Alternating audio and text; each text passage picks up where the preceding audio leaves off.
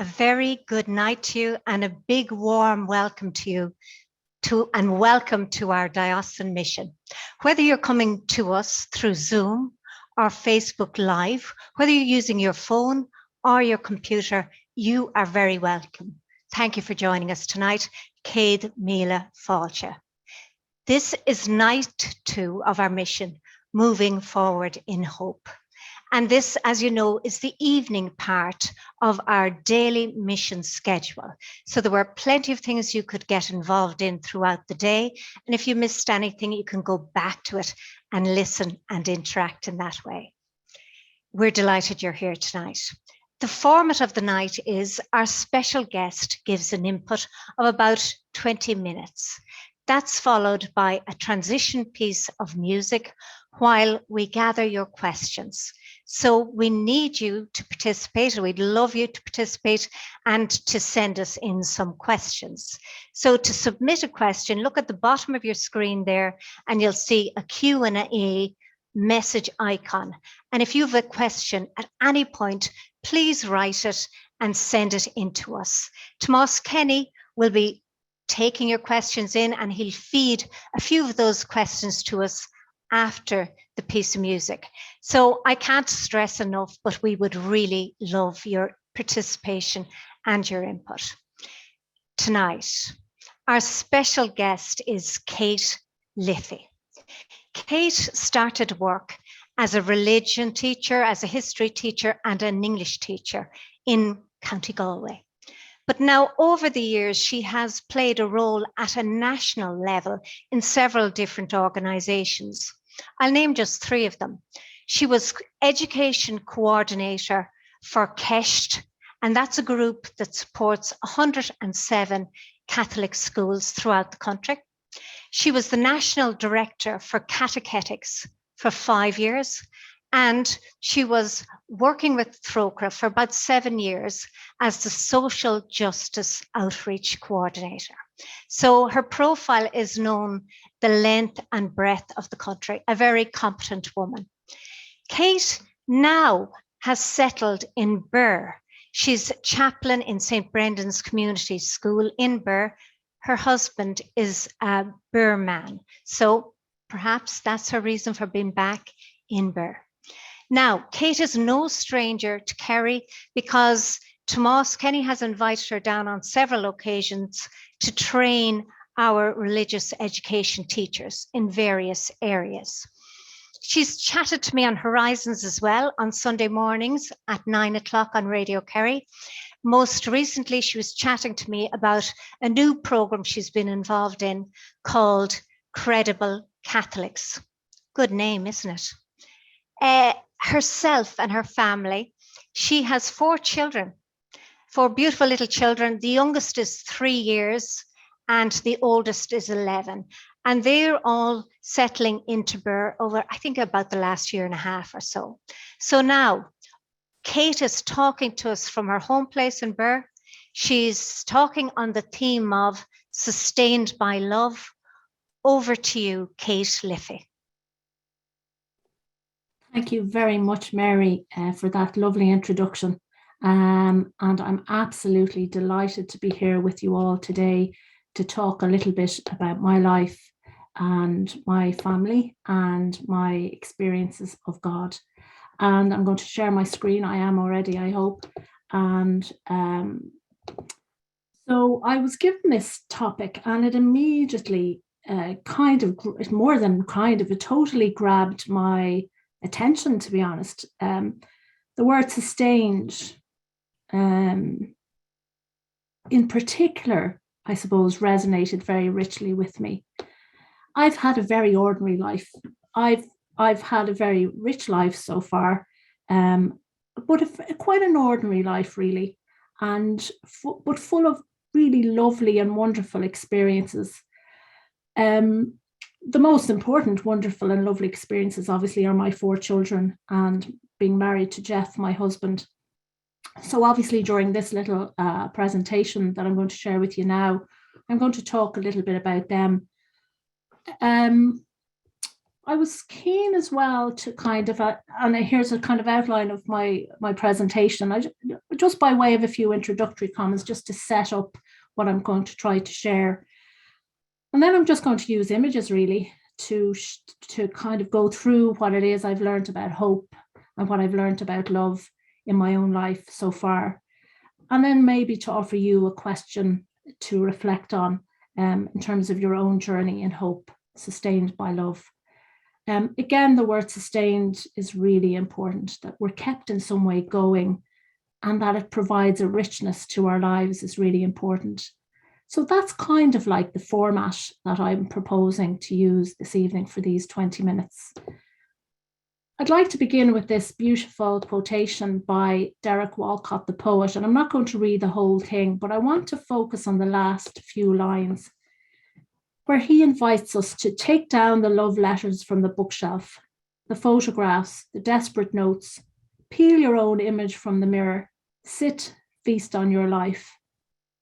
And how rich is that invitation? So I suppose my presentation is really an invitation for you to do this for yourself, to feast on your life, whatever age you are, wherever you are in your life, whether you're single, married, in religious life, in religious community, whether you're a parent, a grandparent, an aunt, an uncle, whatever you are, just to feast on your life for these 40 minutes. You've given yourself permission by participating in this mission to do this bit of reflection. So I'd invite you to do that, to really just feast on your life for this time.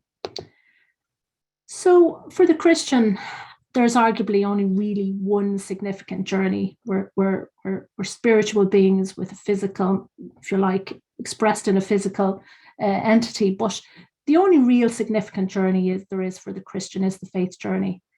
And we're drawn forward in this journey by hope. And those are those virtues, faith, hope, and love. So we're asked to ultimately ask, well, what sustains our hope? And for me personally in my life, what sustains my hope and my faith is love. It's the belief in the God of love. That's the only thing really that has sustained me. So what does that idea feel like for you, that idea of being sustained by love? And I'll tell you what that feels like for me now. There's a beautiful quotation from Pope Francis. Anyone who is a man or a woman of hope, the great hope which faith gives us, knows that even in the midst of difficulties, God acts and he surprises us. God asks us to let ourselves be surprised by his love, to accept his surprises. And you can see in that image that the life and the energy of those young people, he made this address to a group of young people. So I'd invite you to take the gift of your life really seriously. And that's what God invites us to do, because it is in the bits and pieces of everyday life, as Patrick Kavanagh put it, where you'll find the God who is love. And turning to another great Irish poet, W.B. Yeats, the world is full of magic things, patiently waiting for our senses to grow sharper.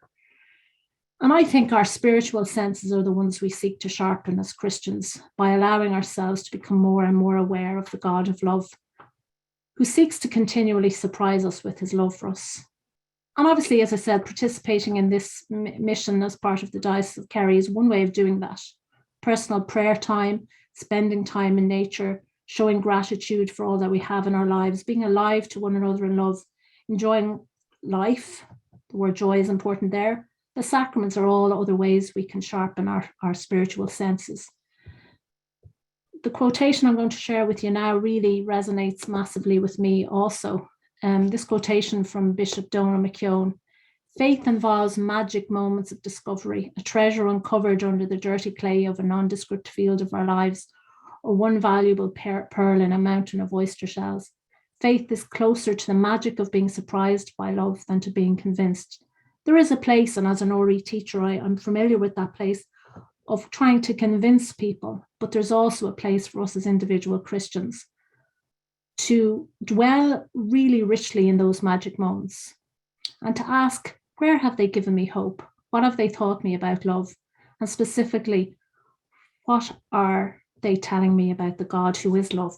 And obviously, I'm not here to convince anyone with argumentations or quotations, even though I've given a few there or anything like that. I suppose I'm here to offer some of the ways I've been surprised by love and by the gift of love in my life.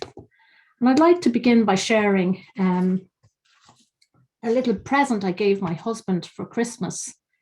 I gave him a Google book of images, and I'll just flick open there. And these are all images of our family life, and particularly of Jeff, my husband, with our 4 children. And he was very deeply touched, I think, by that. And I think they might be understood as sacred moments when Jeff was surprised by love, moments in his life when the God of love made himself so blatantly obvious to all of us. The question is, do we have the spiritual senses sufficiently sharpened to see that and to hear that and to be witnesses to that in our own life? So what would your images be if somebody gifted you a book like this, whether or not you're a parent, or a book of the key images of your life? What would that book look like? What would your Google book look like? For me, there's nothing particularly extraordinary about the 5 or 6 images I'm going to share with you now. But for me, they can be looked at in 2 ways. They're kind of like snapshots in time, but they hold something else. They hold something much more profound. They point to who God is in my life and what God has gifted me. And that seems to me, that awareness seems to be about God's sharpening my spiritual senses. Now, the image, excuse me, I'm going to contradict myself now, but the first image I'm going to share with you is not an image that is from my own life as such, but it's an image that's really important to my faith journey. When I started teaching in Galway in Coláiste Cnáid, by some strange coincidence or God instance, my uncle Paddy, who's an MSc priest, Patsy Kelly, was there. He still is there. And he gave a 3 or 4 month set of talks on the story of the prodigal son. And although I'd studied theology and had really engaged with it really richly, insofar as a 17, 18, 19-year-old can, to be honest, Paddy's courses in Galway just absolutely blew my mind. In a way, this was the first time I was introduced to the God of love, the idea that God loved me first. And that became the root of my faith and my hope, and something I return to again and again. And it's something that absolutely motivates me completely in my work and in my relationship with my husband and in my relationship with my children. That's the God who I seek to share with. So, are there any images from your own life in terms of the teachers you would have met that tell you something about who God is? And people like my Uncle Paddy were really key for me, but perhaps there are people like that for you too. So it's good to acknowledge that those people are central, because we're called not just to have an image of God that is what we had when we were 5 or 6, but to grow in our understanding of who God is. The second image is from time I spent in Tanzania with the OLA sisters, where I was really privileged to learn that although our Christian faith can be deeply personal, it's never private, that we dwell in community. I was privileged to be in a rich religious community, the OLAs, but I was also privileged to be part of the community of Bugisi in North Tanzania, where I lived and worked for a short time. What really strikes me about this image is the joy on that little boy's face, but also the community that circles him. And community was massively important in Bugisi. I was there a very short time, but it was there that I realized, in terms of my own vocation, that in the words of Saint Therese of Lisieux, Jesus, my love, at last I have found my vocation. My vocation is love. I understand that love embraces all vocations, that love is all things, that it embraces all times and all places. In a word, that it is eternal. I suppose being in Tanzania also made me a bit angry, actually a lot angry, as did my time spent living in Jerusalem, in the occupied territories, and in India. And I suppose that's part of our faith too. After all, if I wish to dwell so deeply in the reality of God's love for me, I must also acknowledge that same love, that same deep love God has for everyone and for all of creation. It really is, it's 2 sides of the same coin. So I return to that image of that little boy, and I go back to that quotation from Saint Therese of Lisieux, and it really, really again, roots me in an understanding of community as the body of Christ. My third image is, again, a little bit unusual. I recently watched the movie Don't Look Up with Leonardo DiCaprio and Jennifer Lawrence. And I've, over the last 15 years, been on a journey, a very significant journey, and it's still ongoing, and I still struggle with it massively, around seeing God in all things, the smallest of insects to the enormity of the cosmos. And that beautiful quotation from Carl Sagan, the cosmologist: "For small creatures such as we, the vastness is bearable only through love."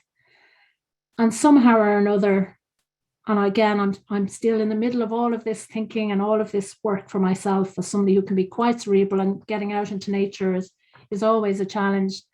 But trying to really understand and read God in the book of nature is part of where I'm at the moment, sustained by, I suppose, by small children who love being outside and motivated massively by that. So my fourth image, I'm sure I had to include my husband or he'd have given out to me. And here's Jeff, and that's a picture of us madly in love about 2 months after we got married. And I mean, sure, we could have a whole evening on the vocation of marriage and the great mystery at the heart of it. Questions like, how can you love someone forever? How can you love someone that drives you mad at times? And how can you let yourself be loved? How can someone love you when you drive them mad at times?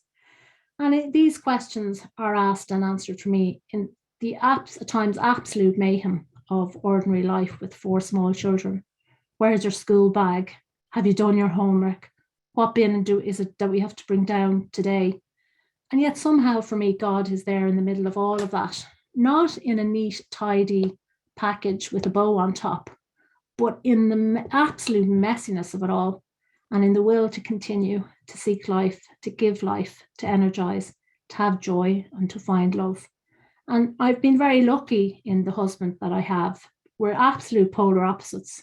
He's a big giant of a man at 6'4", and I'm a short little woman, 5'1", and that's only the start of the ways in which we're different. But and yet it works, and God is in there too. And I'm grateful for Jeff in the way in which he has sustained me through sometimes quite challenging times in my life. And my next image is a beautiful quotation from the mystic Rumi. And this relates to my work as a chaplain. When you do things from your soul, you feel a river moving in you, joy. Now, I don't know how many of you feel that about your work. And I haven't always felt that about my work, but I'm feeling it really richly at the moment as chaplain in St. Brendan's Community School here in Birr, because I meet God, and I don't say this in any trite or simplistic way. I meet God in the students I meet and the colleagues I meet every single day. I witness God at work every single day in their small kindnesses to one another, in the stories, in the struggles, and in the triumphs. And I see real hope for the future and for now, the people I meet. I see it in the way the students care for one another, and in the way their curiosity, their cheekiness, their fun, their sense of justice, particularly climate justice, in their need for silences and spaces. It's a real privilege to share that with them and to be in those spaces with them. And I thank God that I'm at this place now in my work, and that I've arrived at a place in my work where I feel such tremendous joy, and I feel totally sustained in that, and totally, totally full of love for the work that I do. So, I mean, obviously in Offaly, we're dealing with the tragic and awful death of Aisling Murphy. And I was privileged to witness today 5th year students leading prayers within our school community during lunchtimes. There are 2 lunch breaks where students voluntarily attended those prayers. And we had hugely significant numbers just taking a moment out to light a candle and to say a prayer for Aisling and her family. And the way and the delicacy with which they treated one another and they treated the moment was just an incredibly privileged place to be. And there was real community. And as I say, there's something in the word delicacy that's really important for me in the work that I'm doing as a chaplain. There's a vulnerability in the work, and there's a real privilege being in those spaces with young people in their vulnerability and in their need for me and in their need for one another and their parents and their families and so on. I couldn't obviously not talk about my children, and I'm going to talk about them in two ways. And what I've learned about God from being a mother, and what I've learned about the God of love. Two things, and these images capture the first thing. The first thing is, I suppose, rooted in a quote from Luke's Gospel. Indeed, the very hairs of your head are all numbered. Don't be afraid. You are worth more than many sparrows. So I'm constantly challenged to ask, is this how God sees us? Is God's love like a mother's love as well, all-consuming, all-forgiving, empowering, strengthening, nurturing, and of course, infinitely more than anything that I can express as a human being? But the head of hair on the left, the really curly hair, as you can see, it's a nightmare. People in the shop would be saying, God, she's a lovely head of hair. It is an absolute nightmare. And I find myself at least once a week sitting with copious amounts of hairspray and Tangle Tamer hairbrush, literally unpicking Aoife's hair strand by strand, and her sitting patiently. And that moment of just feeling completely present to her as I admire her curls and as I am driven demented by them, and that sense that every hair on her head is precious to me. When I asked my son, Robert, not to leave him out of it, why do you love me? Robert's answer was, I love you because you feed me. Not the most, not what I was expecting, but there was something very real in that. God feeds us, God nourishes us, God protects us, God minds us, God loves us in the way that a parent, a mother, or a father loves their child. And sometimes that can become very cliched, actually. So it's really important that we just sit with the enormity of that and really dwell in it. And the next image is an image of my little daughter, Aoife, holding a picture of me. And sometimes Aoife gets a little bit afraid going off to school, play school. And when she's feeling a bit unsteady, she goes off with that photo of me and her father, Jeff. And whenever she's upset in school, and it doesn't happen very often, and sometimes when she's not even upset, she'll go over to her little school bag and take it out and have a quick look, and then she'll return. And maybe that's the kind of trust that we're called to have in God. Do we really trust God like a child trusts his or her parents, his or her loving parents? What's Aoife doing when she does that with that photo? And you can see it's fairly well worn, in fairness. She's remembering that she's loved. She's a place of absolute security and love waiting for her. So just this, as we come to a conclusion now, the second last image I'd like to share with you is this beautiful quotation from Rabbi Harold Kushner. When your life is filled with the desire to see the holiness in everyday life, something magical, that word magical again, happens. Ordinary life becomes extraordinary, and the very process of life begins to nourish your soul. So that's what I'd really invite you to do over the next while as you participate in this mission. See your life as the ordinary bits and pieces of your life as carrying an extraordinarily rich truth, which is that God loves you. I'm very privileged to live in Birr Parish, and Father Tom in Birr uses poetry and art to great effect. And I think he's another great teacher for me, someone who constantly challenges me to see the love and holiness at the heart of my ordinary life, and to help me tease out for myself what that means through prayer, through the sacraments, and through being part of Birr Parish here. And finally, a final quotation, and that piece of art is by the Antrim artist, Donal McNaughton. Forget about enlightenment. This is a quotation from John Wellwood, who was an American clinical psychologist and psychotherapist. Forget about enlightenment. Sit down wherever you are and listen to the wind that is singing in your veins. Feel the love, the longing, and the fear in your bones. Open your heart to who you are right now, not who you would like to be, not the saint you're striving to become, but the being right here before you, inside you, around you. All of you is holy. Thank you. Thank you. Thank you so much, Kate Liffey. That was beautiful. I really appreciate that. I was drawn right into it. It was just beautiful and drawn into it in a way that made me examine my own life, of course. It is so joyful, so full of colour. I really want to thank you for sharing it. It was personal. I loved it. So thank you very much. While Tomás Kenny is drawing together some of your questions for Kate, we listened to a piece of music. It's called I Find Your Love. It's written by Beth Nielsen Chapman and it's sung here by Paddy.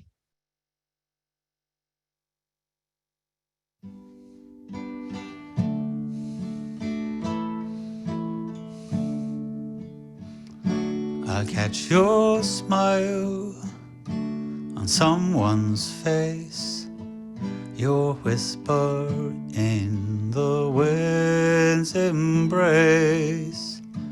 From diamond stars and songs and dreams, I'll find your love in everything. The sun, the sky, the rolling sea, all conspire to comfort me. From sorrow's edge, life's beauty seems to find your love in everything.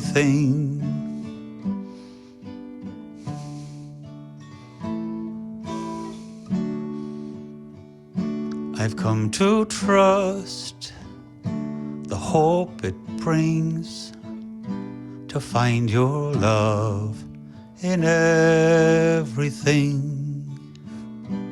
Even as I fall apart, even through my shattered heart, I'll catch your smile on someone's face. Amazing grace.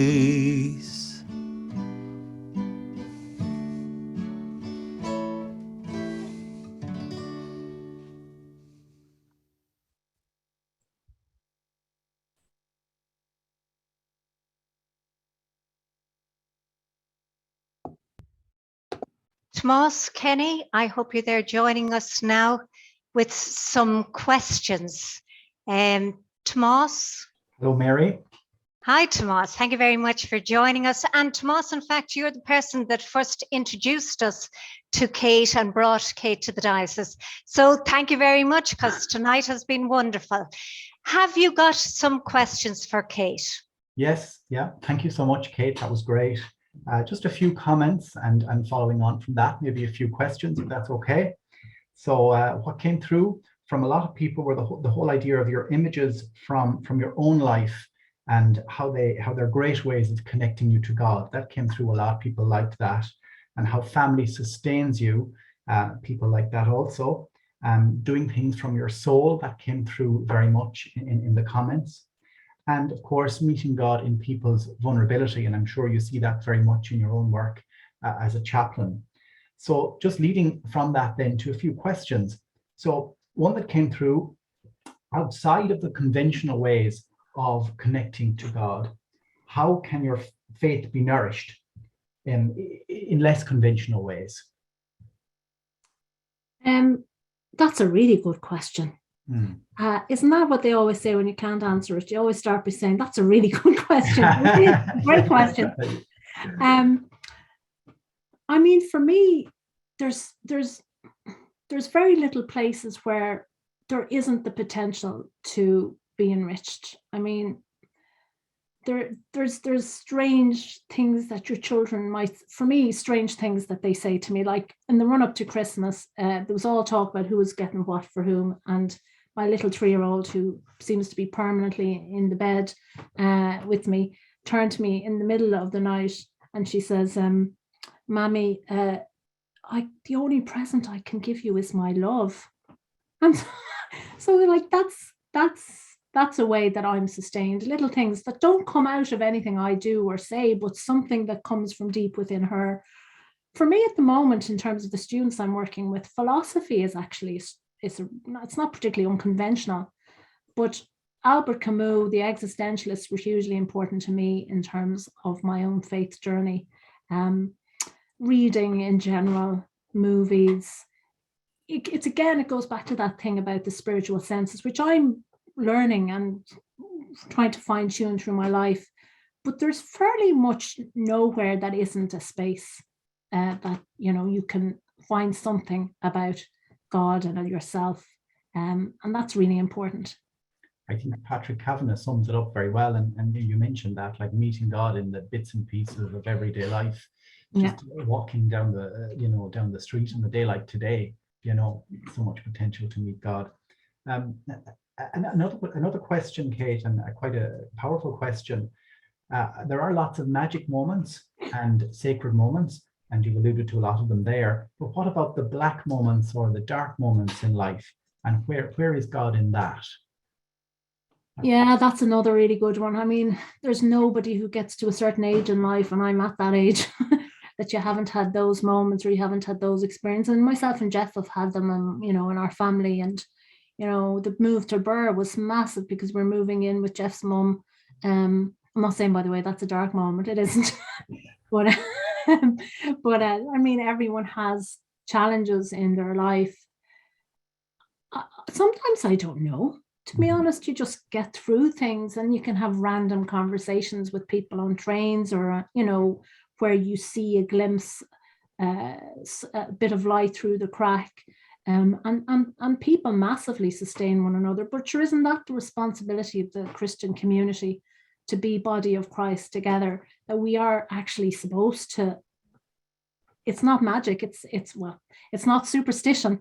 You know, it's that we are the body of Christ together, and that we're called to sustain one another together. So I suppose, you know, human beings in life sustain one another, or they don't. And then somehow you do get the strength to get through the difficult moments as well. And everybody has them. For me, prayer is really important as well, as a way of sustaining me, whether that's praying with my children, or praying when I'm, you know, out and about, or just moments snatched, or just quiet moments. And I see that as well with the students I meet, that their hunger for silence, and deep down knowing that silence somehow sustains us as well. Thanks, Kate. Rambled a bit there, sorry, Tomas, but I'm answering on off the cuff. No, the next question kind of relates to that a little. You know, you mentioned all the great times and the good times you have with the kids, and I'm sure with your own kids as well as kids at school. But what do you do when you're frustrated? Yeah, like, that's really when you really have to trust that there's meaning making happening, or there's something developing or growing in the space. Like, you know, I'm meeting students one-to-one, and their own capacity to understand and articulate in school what's going on is quite remarkable. And I use the word delicacy, that we're somehow called to be quite delicate in those moments of frustration. That you know, there's maybe another word is tenderness, or gentleness, but that there's something very delicate that happens when somebody is frustrated and when they're being called to growth. And there's a dance between stepping in and stepping back, and allowing them to seek solace and comfort as well. For me personally, the rhythm of family life is, to be perfectly frank, so all-consuming that I don't really have time to be dwelling too much in frustration, other than the frustration of who didn't fill the dishwasher and why am I emptying it for the fourth time today. And they're only small bits, really. Yeah, just a lovely comment from someone, and I think it might be nice to share it. I have 4 children too, now young adults. I've always described the evolution of the family as having the first child multiplies the love going around. With the second, you drop the anchor. The arrival of the third causes life to become scrambled. After that, it doesn't matter how many children you have, as life is a scrambled existence anyway. It's so worth it. So I just thought that kind of ties in. Yeah, it's very nice. Yeah, very nice. Yeah. Well, they're the questions for now, Kate. So thanks so Yeah, much. thanks So much Tomas, for and that. thanks to whoever posed the questions. They've got me thinking. Yeah. There's no Thanks. part of it too. Thank you very much, Tomas. That was lovely. I loved hearing the questions coming directly from the people and the quotes. Really lovely. Kind of mirroring the appreciation that I have felt for the sharing you've done tonight, Kate. And I know, as I told people about your busy life and your profile and everything, you're a very busy woman, but I'm so impressed by how you've made so much time for your family. And I loved the book. I really did, that you made the Google images. I'll be looking up how to do that. Can I just go back to you for your final few lines or your final message to people tonight listening? I'd like to pull a line from scripture that myself and Jeff chose for our wedding day and our wedding celebration. We chose for our gospel the gospel, the treasure in the field, and that's why I really like that quotation from Bishop Donal McKeown. It resonates because that's how I feel love is, a treasure. But I'd like to actually draw from the second reading on the day, I think was the second reading, from 1 John 4. And I just invite people maybe to just close their eyes and to really understand this as true for them as it was for me on the day, and as it is for all of us as Christians whenever we hear these words. So there's lines from 1 John 4. God is love. Whoever lives in love lives in God, and God in him or her. There is no fear in love. Beautiful, Kate. Thank you very much. Thank you very much, Kate Liffey. You are an educator of note, is all I can say. Thank you for joining us tonight. I loved every minute of it. This is all part of our daily mission schedule, as people know at this stage, which includes reflections online, which includes connecting to your parish for your local parish mass, or actually going to it if that's possible. It also includes prayers for children. Everything's outlined in the booklet. Even if you couldn't get a booklet, you can draw down, you can download the booklet on dioceseofkerry.ie. So if you're missing anything or confused, just go back to our website, dioceseofkerry.ie. I want to say a very good night from myself, from Tomas, and I'm sure from Kate as well, and from the broader mission team. Join us tomorrow on Mission, and tomorrow night at 8 o'clock, when our special guest is Father Sean McDonough on the theme Sowing Seeds of Hope. Good night to you, and Fánaigí Slán.